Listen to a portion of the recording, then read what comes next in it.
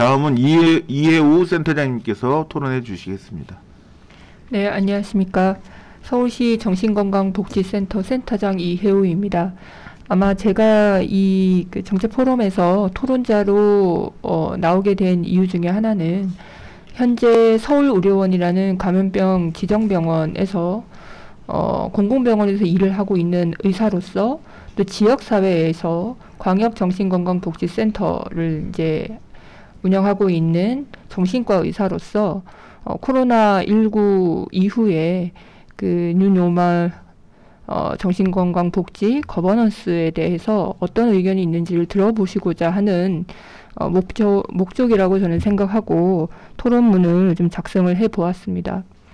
일단 2020년 9월 9일 미국 퓨어 리서치 센터에서 14개국에 14,000여 명의 성인을 대상으로 각 나라별로 국가의 위협이 되는 기후변화라든지 감염병 확산이라든지 테러 같은 그런 위협들 중에서 각국의 국민들이 어떻게 차이를 가지고 받아들이는지를 텔레폰 인터뷰를 통해서 조사한 결과를 발표한 게 있습니다. 여기에서 보시면 아마 뉴스에서 보신 분들도 있으시겠지만 이 보고서에서는 한국이 일본하고 같이 가장 높은 순으로 감염병 확산에 대한 부분들이 국가의 중요한 위협으로 받아들이고 세계 경제 현황이 나빠질 것에 대해서도 한국은 미국에 비해서 훨씬 더 높은 중대한 위협으로 인지하고 있다라고 발표하였습니다.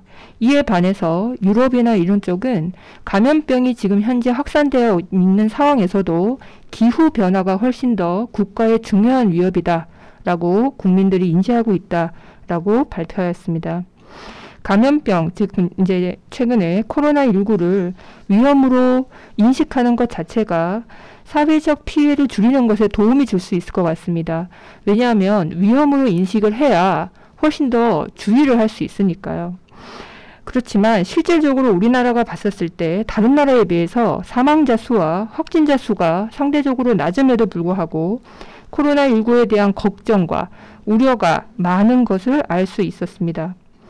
코로나19가 국민의 정신건강에 대한 영향에 대해서 아까 첫 번째 경기도연구원에서 발표하신 결과들을 들었는데 코로나 블루, 이제 우울이라고 말씀하셨지만 등 국민적 스트레스와 건강 문제에 영향을 많이 주는 것을 알 수 있습니다. 그렇다면 이러한 차이들은 도대체 무엇에서 나타나는 것인가에 대해서 사실 한번 생각을 해볼 필요가 있습니다. 각 나라마다 정신건강을 받아들이는 태도는 다르고 아까 윤석준 교수님의 자료에서도 주관적으로 건강하다고 인지하는 인지율이 우리나라가 훨씬 더 상대 나라에 비해서 낮은 경향들이 있고 뿐만 아니라 지역사회에서 정신건강과 관련되어 있는 시설들이 들어갈 때 또 한편에서는 님비처럼 나타나는 현상들은 복잡한 요인들이 우리나라의 어떤 정신건강의 환경 영향을 미치고 있다고 봐야 할 것 같고요. 코로나19의 대유행은 일반 국민의 정신건강 문제뿐만이 아니라 실질적으로 중증 정신질환을 포함한 정신질환이 기저에 있는 그런 분들에게도 영향을 미치고 있습니다. 코로나19의 대유행으로 인해서 격리라든지 이동 제재 등의 다양한 공중보건적 방법들이 우리의 생활에 환경 변화를 일으키고 정신보건 서비스의 중단이라든지 최근에는 이제 새로운 방법으로의 정신보건 서비스를 지금 제시하고 계시지만 환경 변화 및 코로나19와의 관련된 스트레스와 또 고립 등을 발생시킬 수 있습니다. 이러한 것들이 중증 정신질환 환자분들에게 정신건강에 부정적인 영향을 미칠 수 있다라는 연구 결과들이 조금씩 나오고 있는 상황입니다. 지금까지 발표된 연구 결과로 중증 정신질환자 환자분들께서 코비드19의 감염의 위험도가 훨씬 더 상대적으로 높다거나 예후가 더 나쁘다라는 양적 데이터의 근거는 아직까지는 없는 상황입니다. 그러나 감염병이 유행하는 동안 중증 정신질환 환자분들이 좀 더 큰 심리적 스트레스를 경험할 수도 있다는 연구들은 있으며 향후 이러한 구체적 결과들이 코호트 연구로 발표될 예정입니다.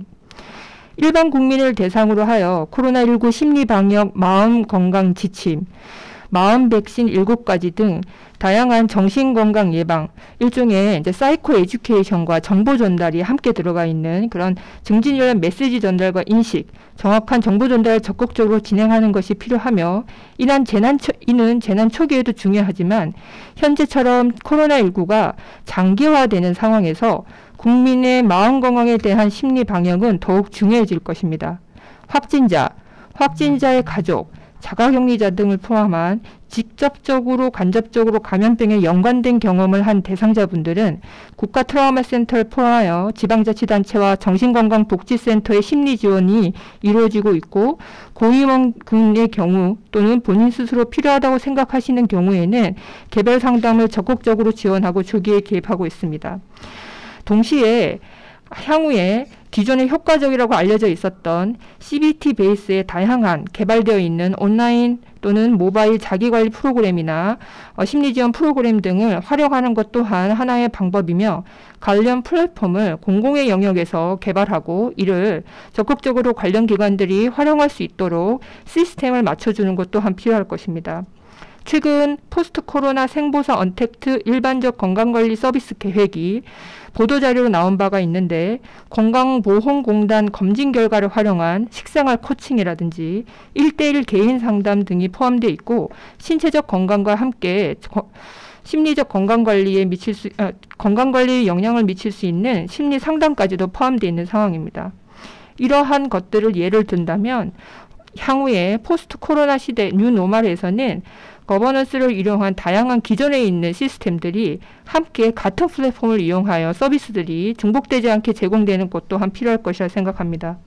중증 정신질환자를 대상으로 하는 비대면 서비스들은 적극적으로 할 수 있는 부분들을 활용하는 것이 필요하지만, 다양한 이유로 접근이 어려운 경우에서는 공공의 영역에서 이를 파악하고 교육하며 준비해 나가야 할 것입니다.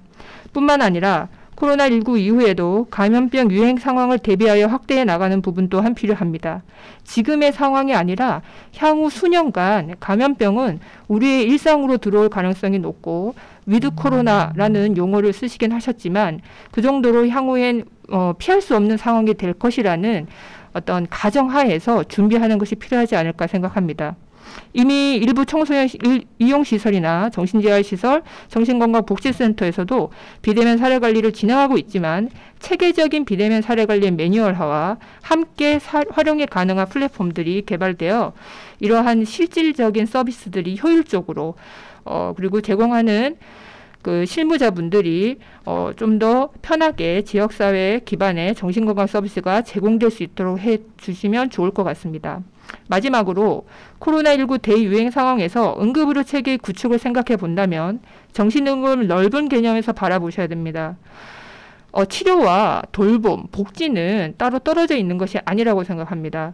이 두 가지를 자꾸 분리해서 바라보게 되면 한 사람에게 제공되는 치료와 돌봄, 복지는 아까 그 첫 번째 토론자분께서 말씀하셨듯이 어떤 행정적인 시스템 안에서는 자살과 정신건강이 분리되어 있지만, 실질적으로 현장에서는 한 사람에게 같은 문제들, 같은 도움들이 필요한 상황이 발생하기 때문에 조금 더 넓은 의미에서 정신응급을 바라봐야 한다고 생각하고, 자살 시도와 정신응급 상황에 대한 개입은 코비드19 대유행 상황에서 기존의 정신응급 의료 체계 구축의 강화가 전제가 되어야 할 것입니다.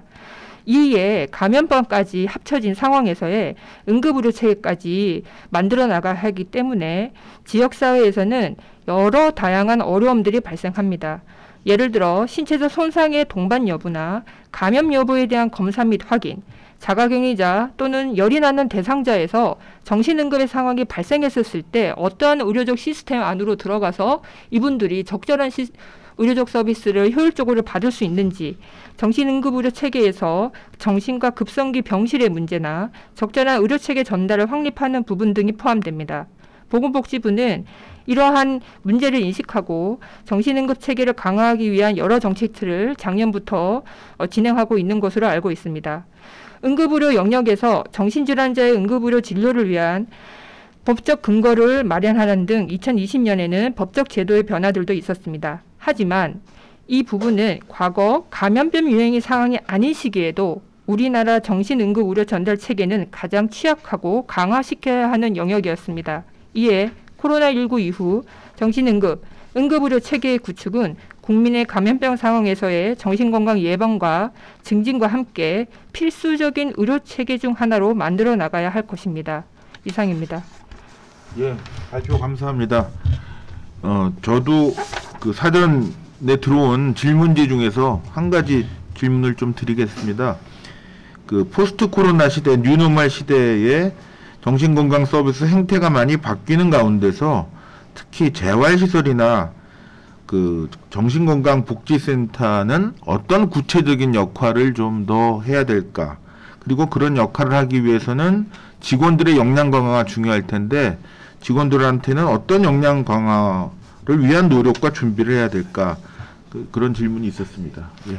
네, 답변 부탁드립니다. 네, 제가 토론을 할 때는 좀 딱딱하게 말씀드렸지만 좀 가볍게 얘기를 드린다면 첫 번째 윤미경 센터장님께서 말씀하셨지만 지역의 현장에서 또한 한 번도 경험해 보지 못한 정신건강의 상황입니다. 그렇기 때문에 최선을 다해서 늘푸른집처럼 모든 어떤 지역에서 관련되어 있는 서비스를 제공한 실무자분들께서 대상자들의 회복과 그 다음에 치료 유지, 그 다음에 응급 상황이 발생할 때 조기 개입을 위해서 새로운 아이디어들을 계속 이제 만들어내고 계시기는 한데 사실 기저에 있는 인프라와 그거를 경험해본 어떤 데이터들이 없는 상태에서 많이 혼동을 겪고 있는 상황입니다. 네, 이럴 때일수록 사실 어떤 한 기관에서 무언가를 이렇게 끌고 가는 것보다는 이런 다양한 경험들을 서로 합치고 거기에서 효과성을 보고 그 부분들에 대해서 실무자들에게 필요한 역량들을 교육의 시스템으로 제공하고 그 부분들을 다시 한 번 더 모니터링하는 것들이 광역정신건강복지센터나 또는 지자체, 보건복지부나 중지단, M센터 같은 어떤 기관들에서 하셔야 될 일이 아닌가라는 생각을 개인적으로는 하고요. 두 번째로 그 말씀하셨던 재활시설과 정신건강복지센터의 구체적 역할은 무엇인가? 저는 코로나19 상황이 왔다 하더라도 이 두 기관들의 역할이 변화된다 생각하지 않습니다. 네, 저희의 목표와 저희의 역할은 똑같습니다. 단지 그 역할과 목표를 달성하기 위해서 대상자분들에게 좀 더 질적인 서비스를 제공하기 위해서 어떻게 할 것이냐의 문제가 더 중요한 게 아닌가라는 생각을 하고 제 답변을 마치도록 하겠습니다.